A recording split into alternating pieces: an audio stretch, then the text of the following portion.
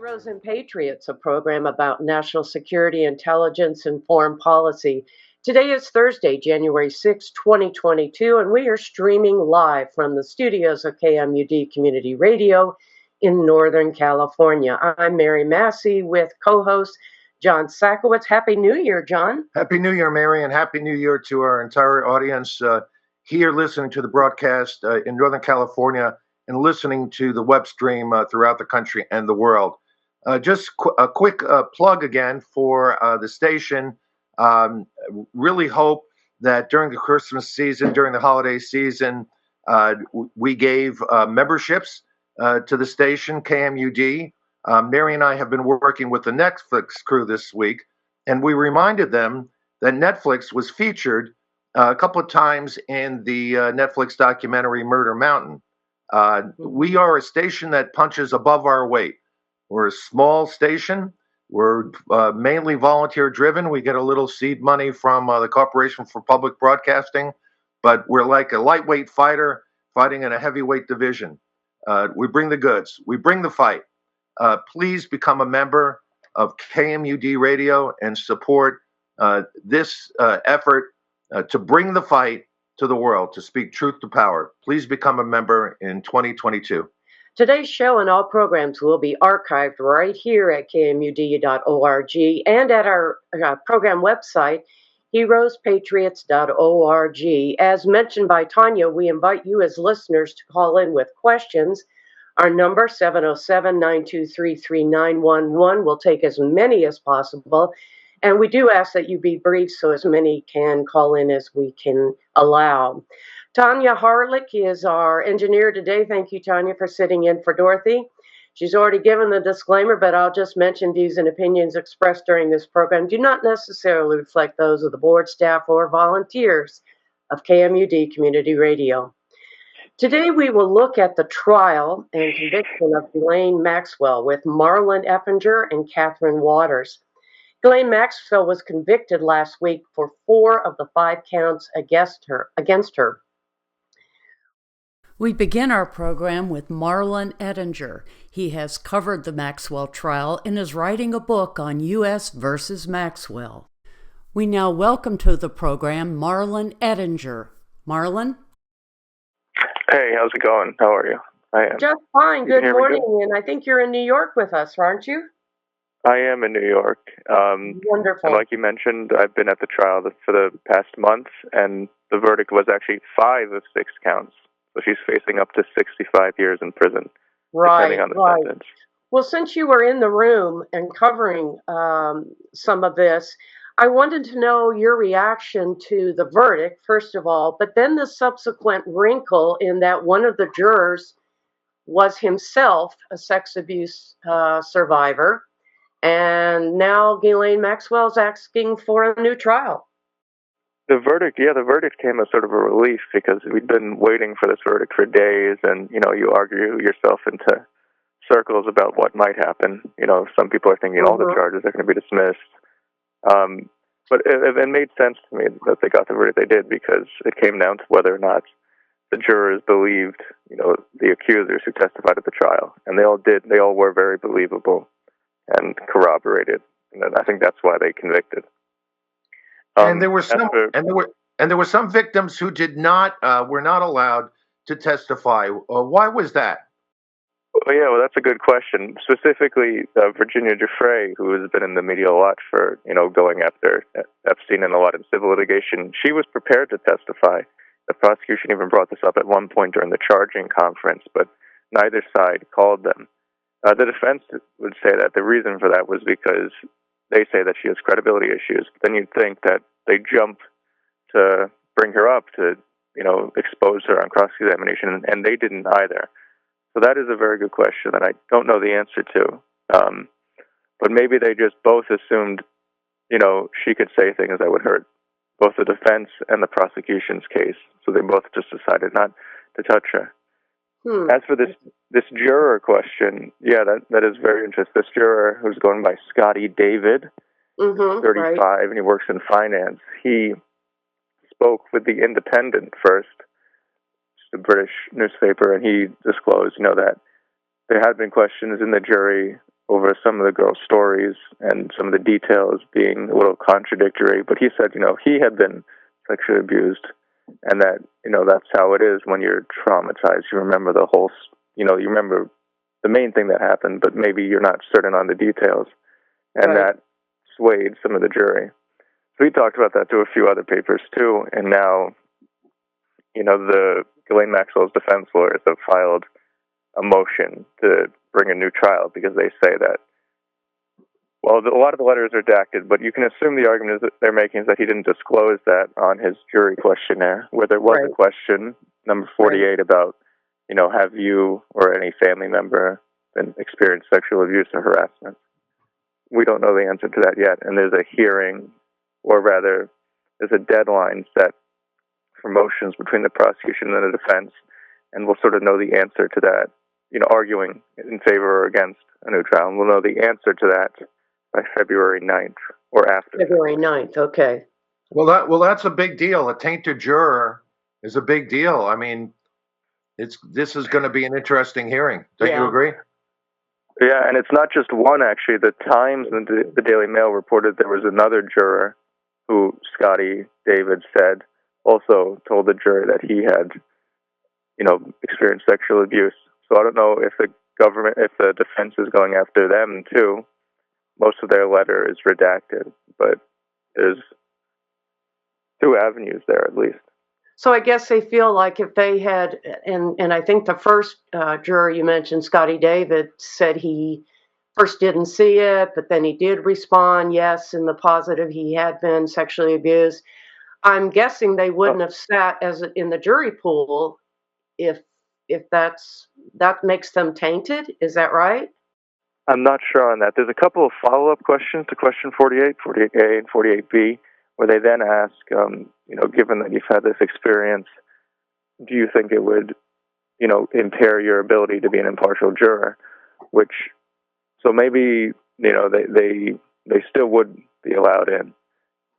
But then you could make the other argument that, well, if the defense saw that he had been a victim of sexual abuse, if he had, properly answered the form, why didn't they go to strike him? And you could have another grounds for a new trial, which is improper defense. But I'm not sure, and that's all speculative for now.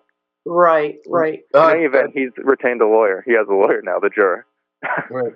Marlon, you sat in on the trial. You were very diligent in your reporting. I'm a subscriber to your blog on Substack. By the way, that's another plug I'll put in. I love Substack. What kind of vibes did you get during the trial? I know Maxwell didn't testify. What did you think of that decision? And what were some of your other general observations during the trial? Yeah, I guess, a good defense team will never allow their client to testify. So the only time I ever heard her speak was when she said she wasn't going to testify. She seemed pretty happy during most of the trial. I think maybe just to get out of the jail cell where she's being held. A lot of her siblings were around, Isabel and Kevin Maxwell, almost every day, and a couple of her other siblings, Ian, another day, and one of her good friends, Leah Safian, who was sort of the family lawyer, was around pretty much every day.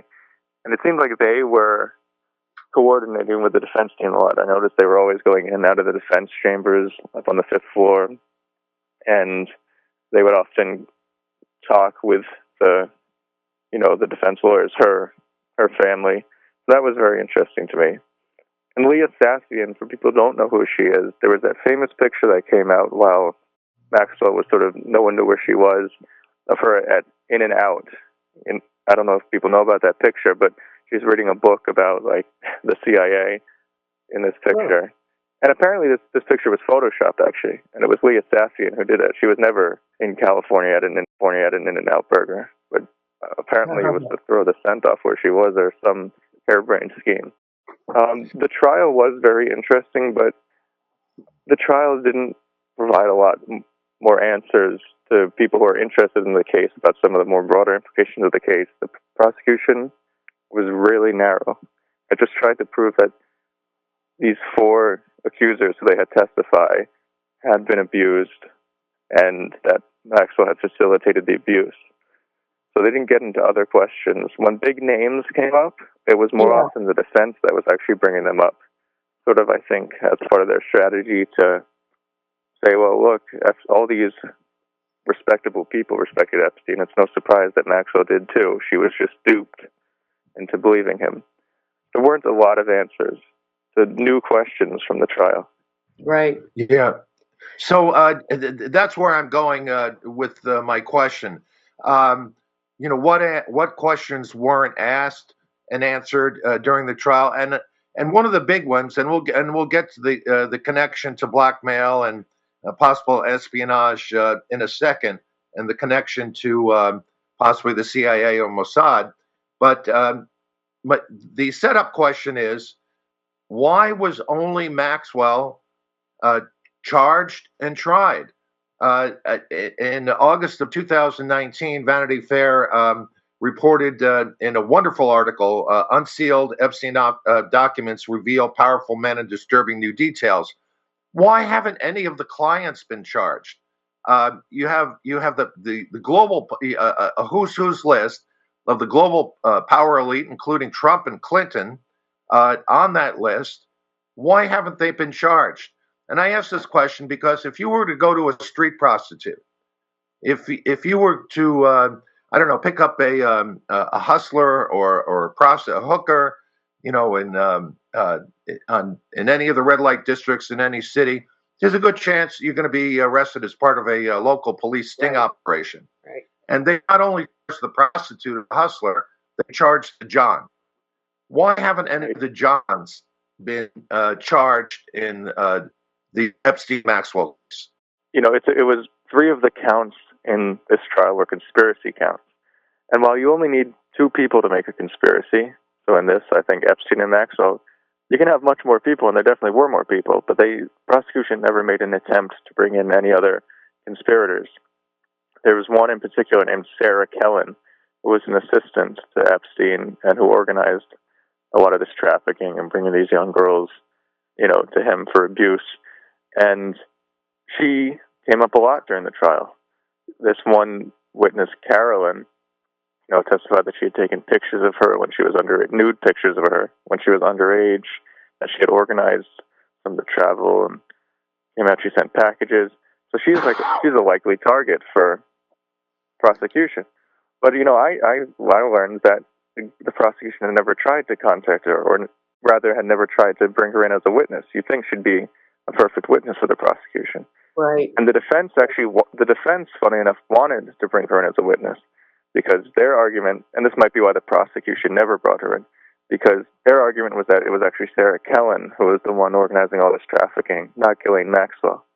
And there may have been a certain point in time where that became more true, where it was more Sarah Kellen's role than Ghislane Maxwell. She came after Maxwell. But it was not always true. And so maybe that's the reason why the prosecution didn't bring someone like Sarah Kellen in, because they wanted to just prove that it was Maxwell who had been organizing the trafficking, and nobody else.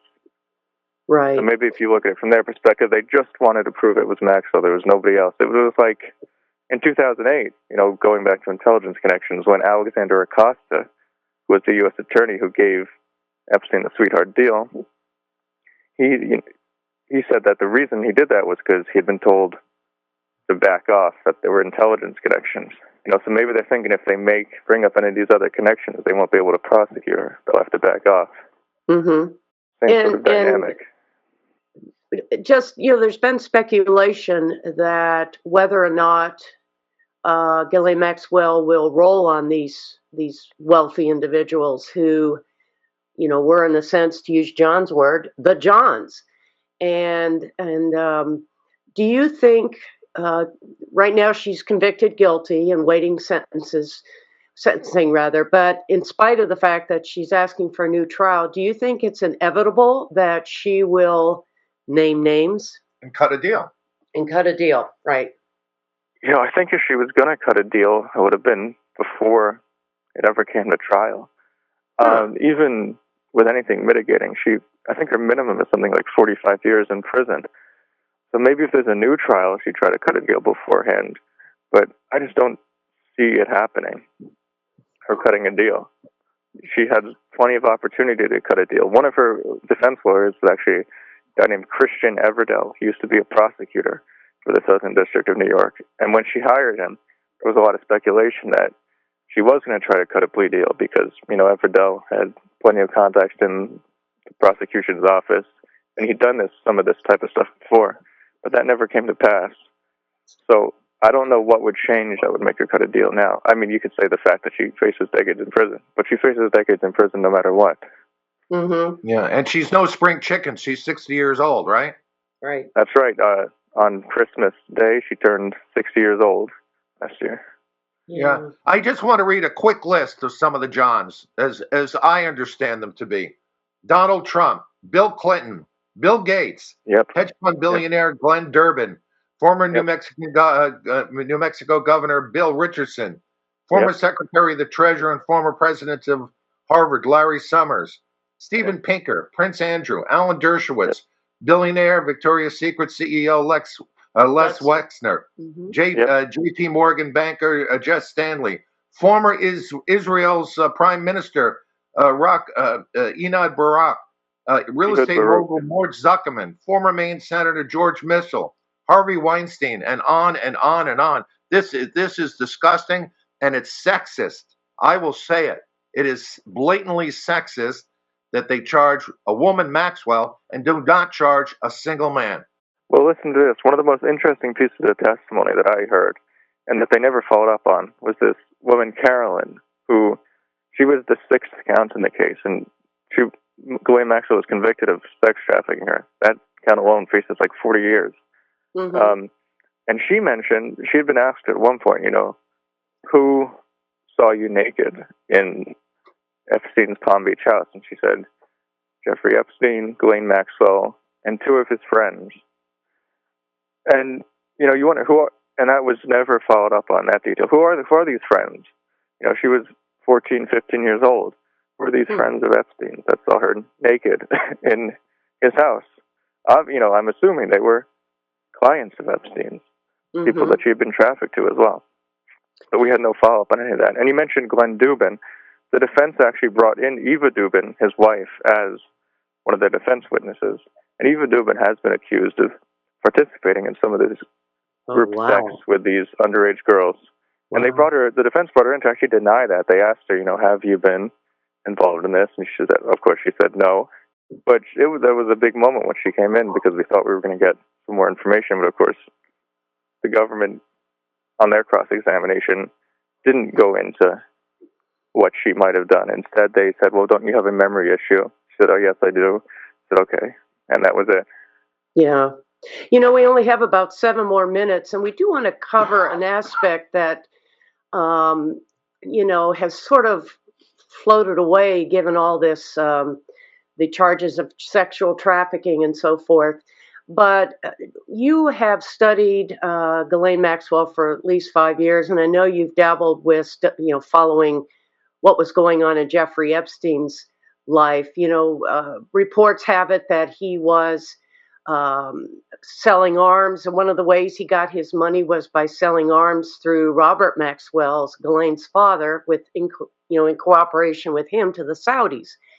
And he became, if not a Mossad agent, he was close to it. The other thing that he did to earn his money was to take these very wealthy business leaders and political leaders and blackmail them into while they were having relations with underage girls.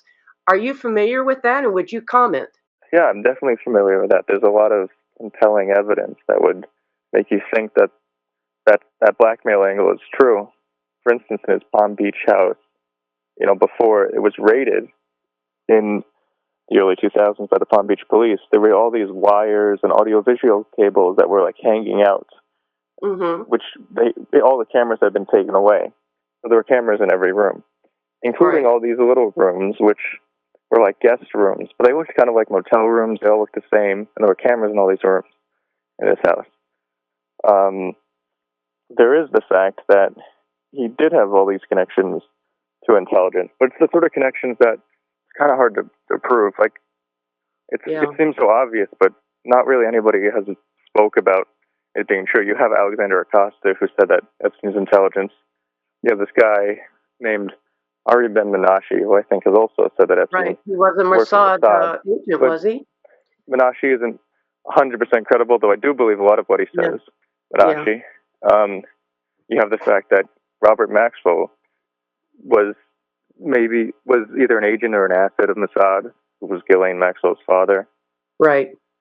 The impression I sort of get is that I don't know if he was necessarily an agent for any of these agencies, but he was definitely an asset, which seems like an annoying distinction, but he was like an information broker. He talked with everybody. They gave him information. He gave them information. Right. And he even commented once to Virginia Giuffre, information is king. She said this. And so you think that has to be the way he made his money, because his finances are so murky. There's a guy named Thomas Volshow. He's a professor at the University of Staten Island. He's writing a book about Epstein's basically criminal enterprise, all the financial documents and stuff, and he's had a really hard time finding any information about where his money comes from. That's a good point, Marlon. I used to work on Wall Street, and there's something called custody and clearing operations. There is a record of every trade, and in researching for this show, I've asked my friends in custody and clearing, is there any footprint whatsoever that Jeffrey Epstein had a hedge fund, that he had a money management fund?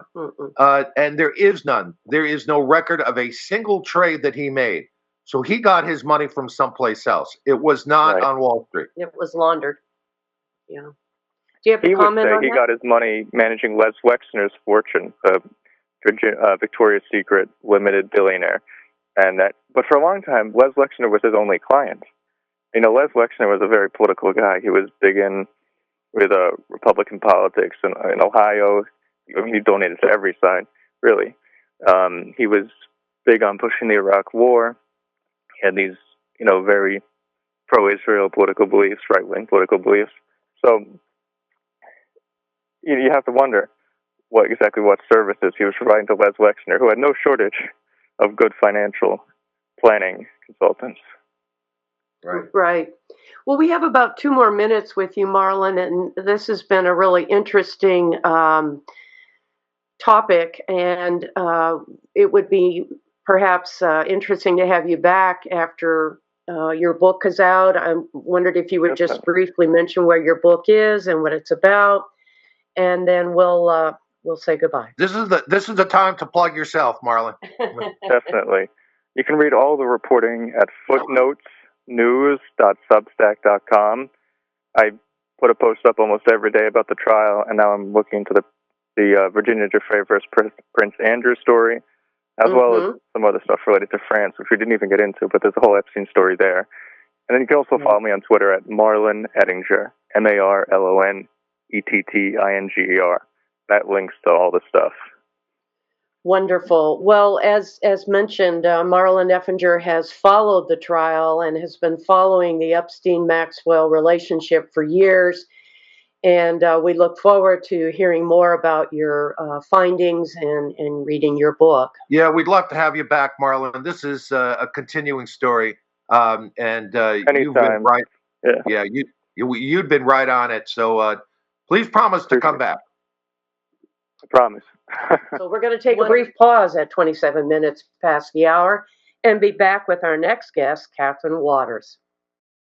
Welcome back to Heroes and Patriots, a program about national security, intelligence, and foreign policy. Today is Thursday, January 6th, and we are streaming live from the studios of KMUD Community Radio in Northern California. And once again, I'm Mary Massey, here with John SAKOWICZ, and we are continuing our discussion about something that's been in the news for, seems like forever, and that is the lead up to Ghislane Maxwell's trial, her relationship with Jeffrey Epstein. And so I want to remind listeners that you can call in and speak to Catherine Waters by using 707-923-3911.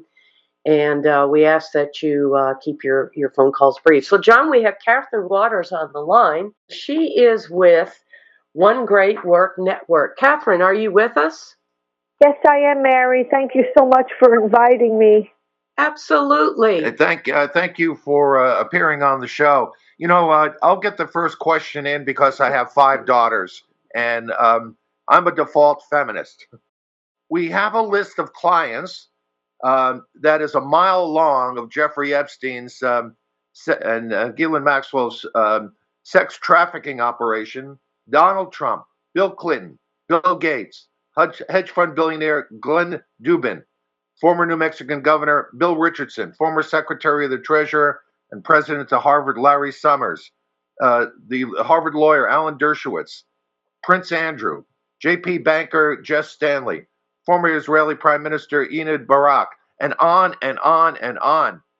Why was one woman charged and tried, Ghislane Maxwell, and no single man has been charged and tried? Why? Why is criminal justice this sexist, either in this case or just across the board? Well, I always call the Ghislane Maxwell, Jeffrey Epstein case the micro of the macro of how our, system overall works, where, the powerful get away with it and the vulnerable pay. So this is just kind of, like the tip of the iceberg for the public to see exactly, right, like how the system functions. I mean, all the clients, Johns that you just mentioned, they get away with it. They pass the bill on to, right, Ghislane Maxwell, the accusers. I mean, they supposedly, they unsealed the agreement on Monday. We were supposed to hear about it on Tuesday for Prince Andrew. That hasn't happened yet. I mean, this is, the direction, of course, the system needs to move in holding the so-called powerful men accountable. And, I mean, I don't know if it's a step in that direction. I sure hope it is. But, the public has to push for this stuff. They really, have to call because, just like you said, you have daughters. People have, hopefully, right, young women in their lives that they want to protect.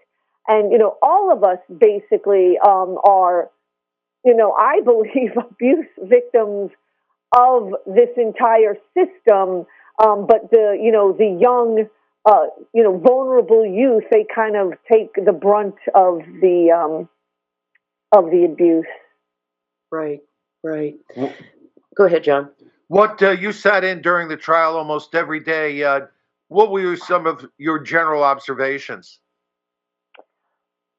Well, of course, the key accusers were not present. Right. I mean, I don't know if we'll ever know why the prosecution, zeroed in on the 4 accusers that they did. I mean, I thought that they, Jane, Carolyn, Annie Farmer, and Kate, Right. they were good. I thought, on the witness stand, credible. I mean, they were different. Poor Carolyn, I kind of felt really bad for. She seemed to really suffer from it the most in her life. But yeah, again, the question of why Virginia Roberts, now Giuffre, was not called. I mean, maybe because, she was too much of a witness that would have, blown the lid off of things. I mean, I was always wondering myself during the trial, how are they going to walk this fine line of, acting like they really want justice for these accusers and at the same time not opening the lid too far where you're really exposing how deep the this issue really goes.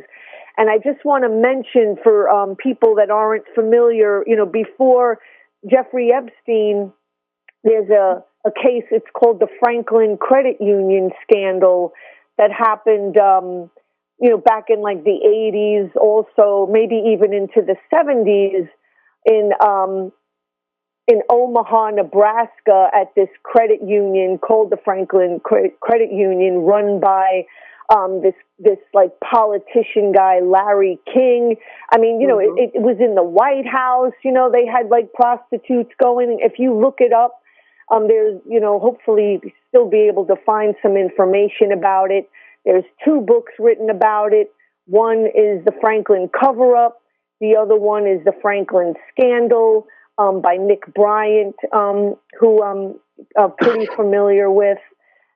So, and also, right, like you cited Whitney Webb in your email to me. Like, I've read most of her articles on, which are extraordinarily lengthy and well researched. This stuff, she's going back, Meyer Lansky, back to the 50s. So, I mean, like, I don't know if any of that stuff is connected with the Franklin scandal, but I mean, who knows?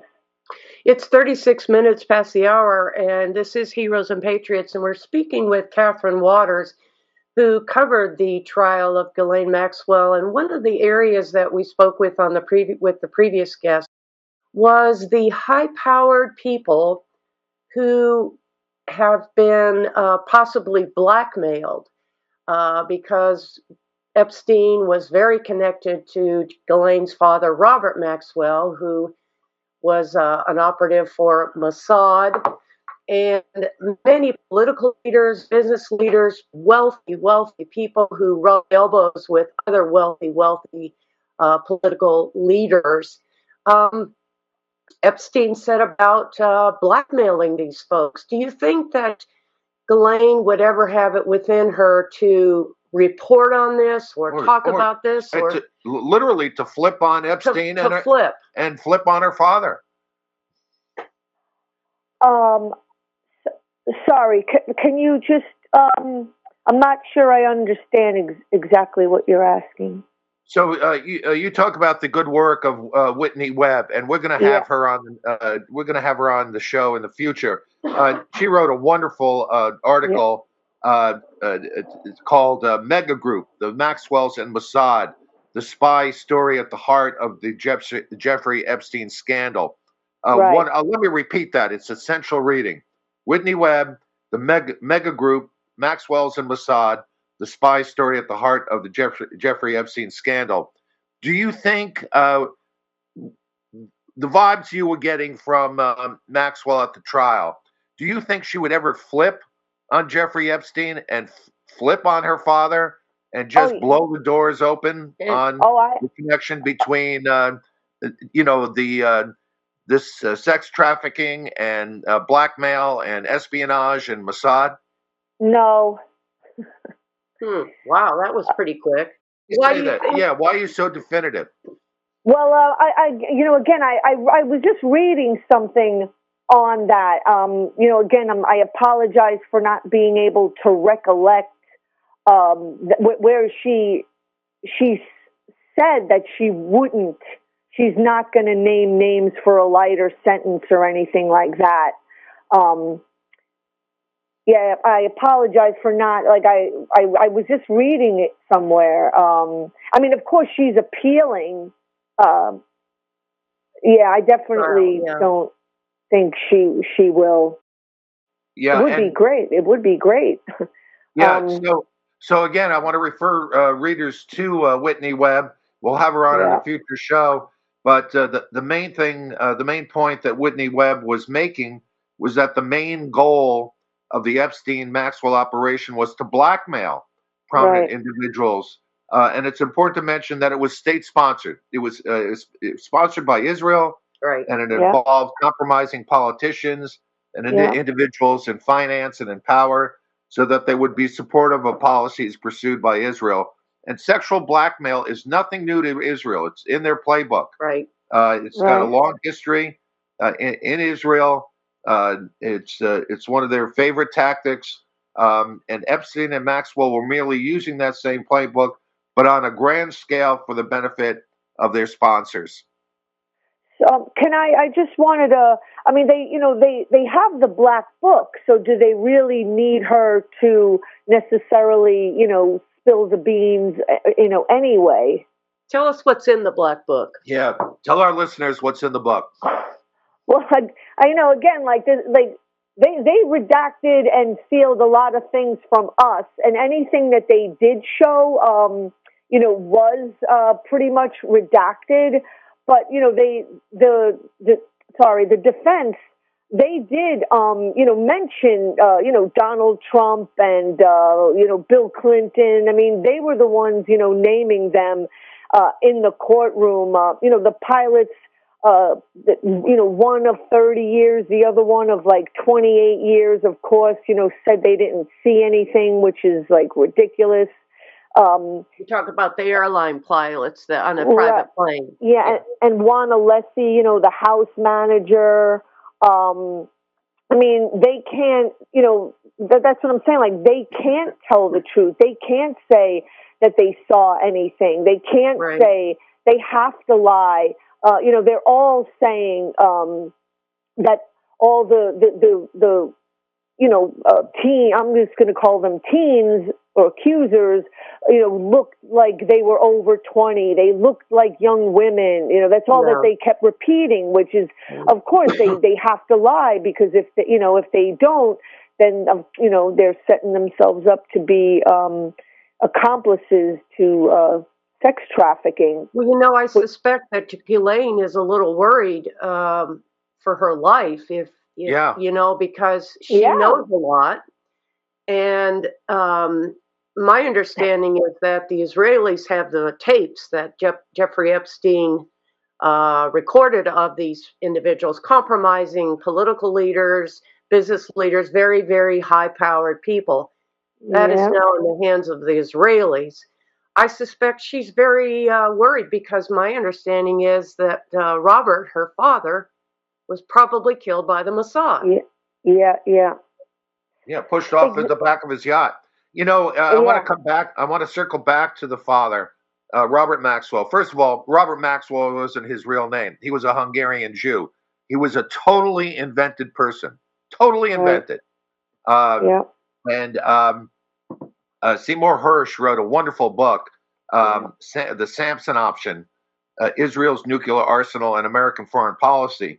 And in the book, Seymour Hersh makes the point that in exchange for Robert Maxwell's services as an arms merchant, as an arms dealer, the Mossad satisfied Maxwell's sexual appetite during his visit to Israel with prostitutes, with sex trafficked prostitutes. And they provided him with sex trafficked prostitutes, services that they maintained for their own blackmail purposes over Maxwell. Over Maxwell, yeah. How about that for irony? Yeah. Catherine, we have a caller, and we want to take that question before we move on. Caller, if you're still listening, go ahead with your question. Yes, thank you so much. I wanted to return, Ms. Waters, to a really important point you made at the beginning. All this is fascinating and also important, but about this trial being a kind of micro version of the macro issue of sexual trafficking and the abuse of young women and also at times young men.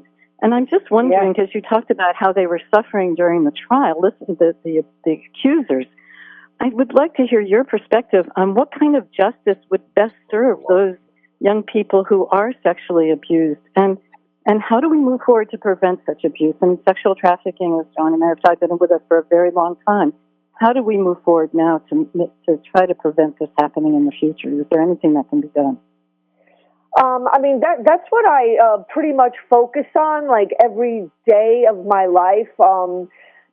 Child abuse, my focus in my life, going back decades, has always been on child abuse, but, specifically in the home, the abusive family system, just dysfunctional, abusive relationships. And then, as the decades went on, shockingly enough, just finding out,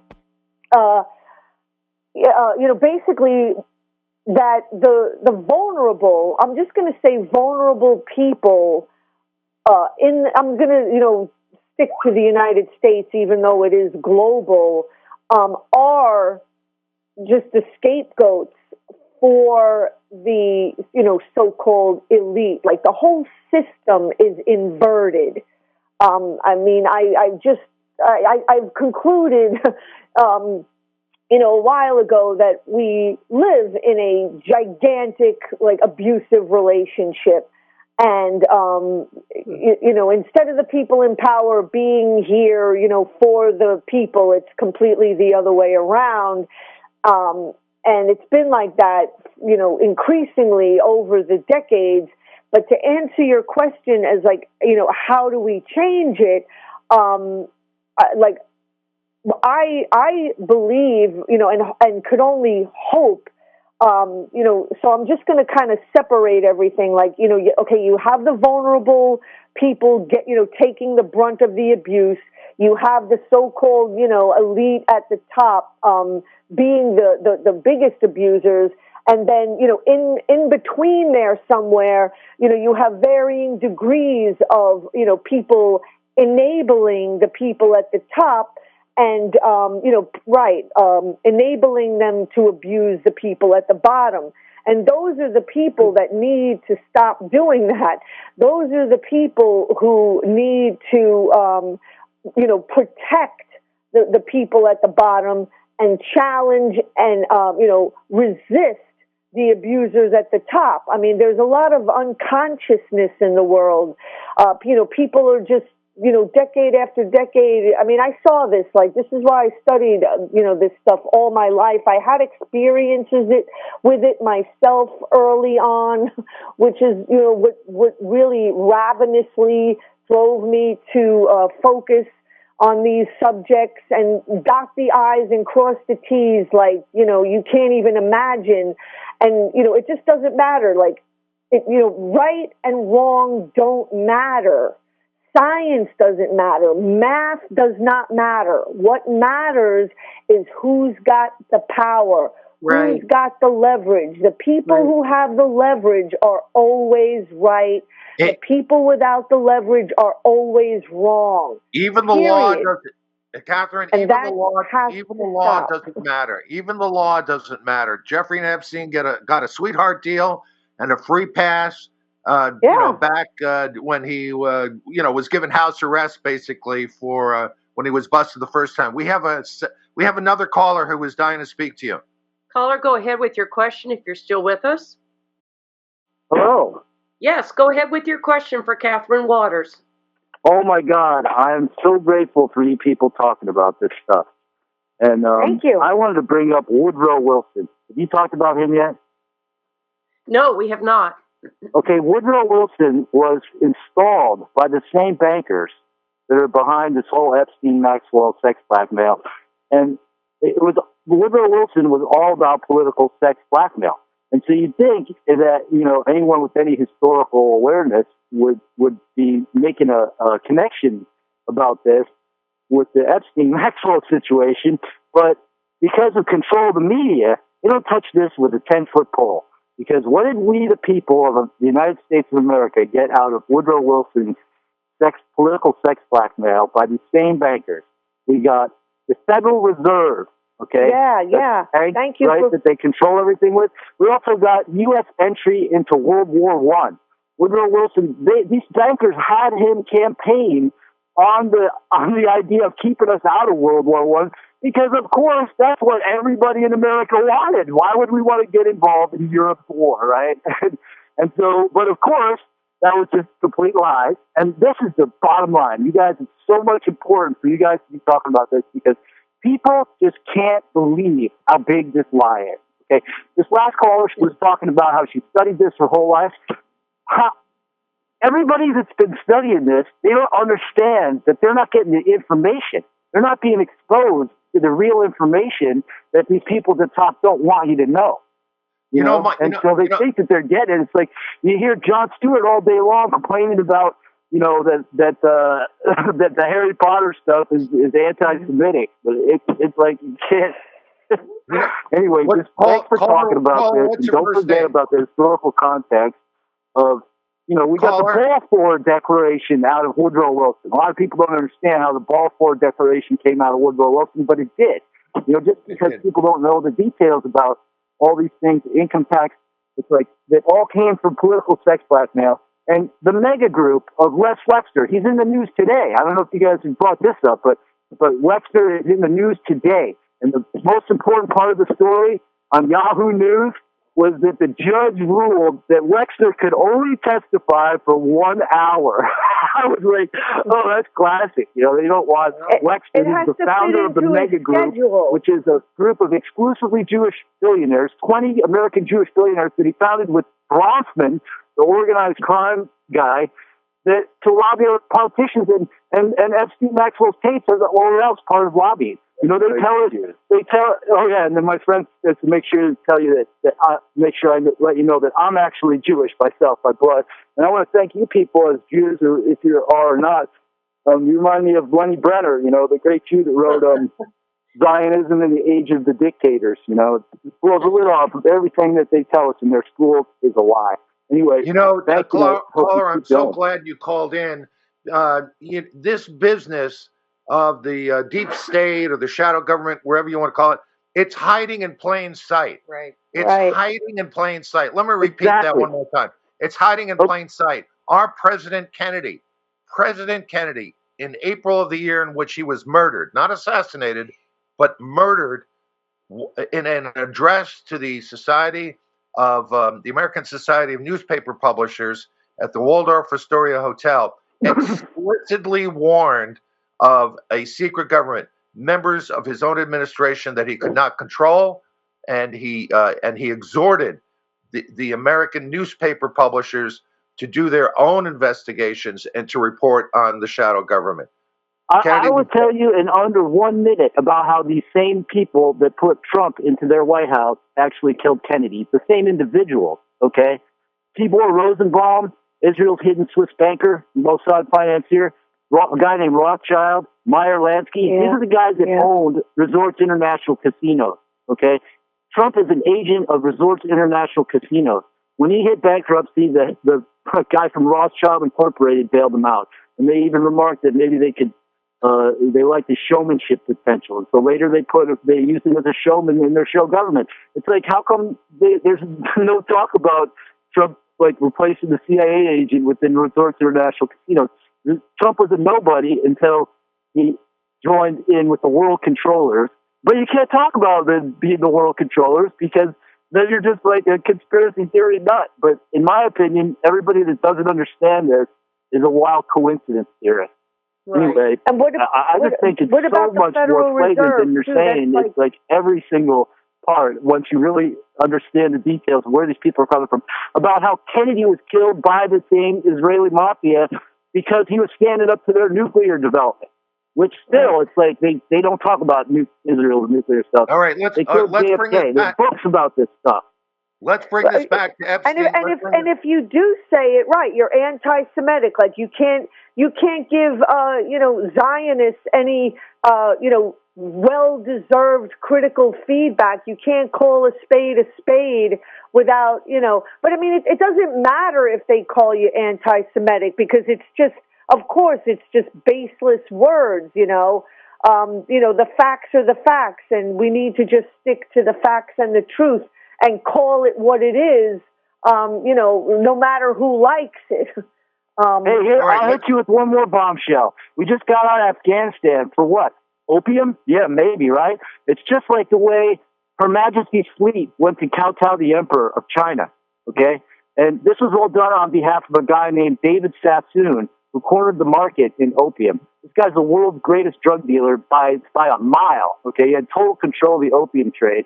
And he was so powerful that just like today's top guys, they get the militaries of countries like Great Britain and the United States and Israel to use their militaries for their personal gain, okay? And this heroin trade, when we get out of Afghanistan, a heroin epidemic, it's like when David Sassoon's son married Lord Rothschild's daughter, you might be able to say that actually the CIA was born out of that.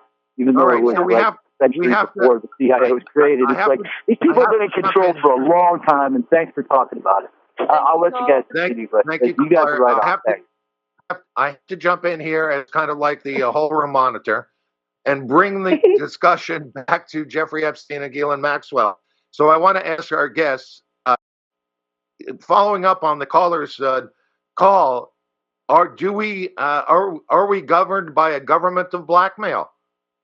How entrenched? How deep is this? How entrenched is this? Yeah, I would say it's about as entrenched as there is PFOA around the world. DuPont, polluted the entire world with PFOA. So I would say that it's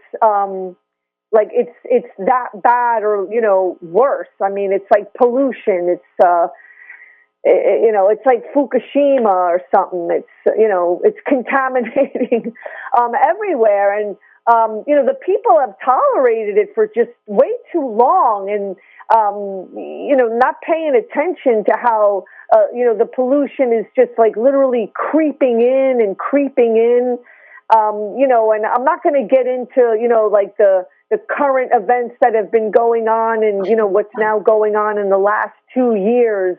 But, the public needs to stop complying.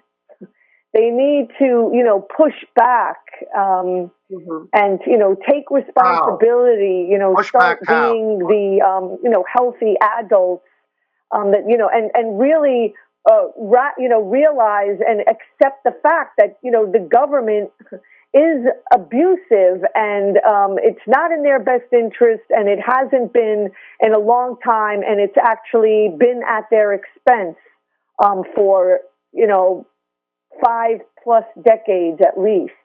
Catherine, we need to say goodbye to you, but before we do, we want to thank you very much for being our guest today. And we want you to talk about, real briefly, what One Great Network is and how folks can be in touch with you.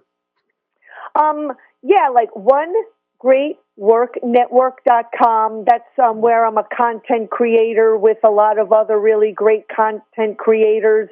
And it's basically, it was started by Mark Passio, who his original site was called whatonearthishappening.com. And he basically explained to people about symbolism and a lot of the hidden, I'm just going to say satanic symbolism that's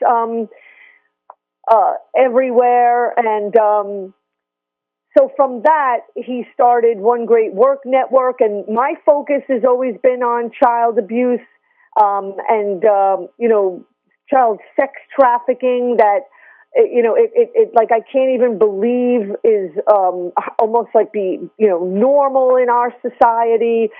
They want to make pedophilia normal.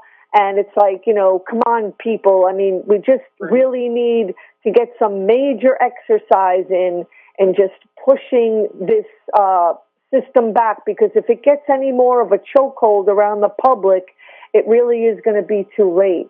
Well, Catherine Waters, we wanted you on the show not just because you're a respected journalist and blogger, but because you're a feminist. And we wanted a feminist perspective on this whole Epstein-Maxwell scandal. So thank you for being on the show. Most of all, thank you for the work that you will continue to do as a feminist and as a journalist in these areas. Thank you so much. Thank you very much for having me. You bet. And just a program note, our next show will be Thursday, February 3rd. We hope that everyone listening will tune in. That's kmud.org. And thank you again for listening to the program.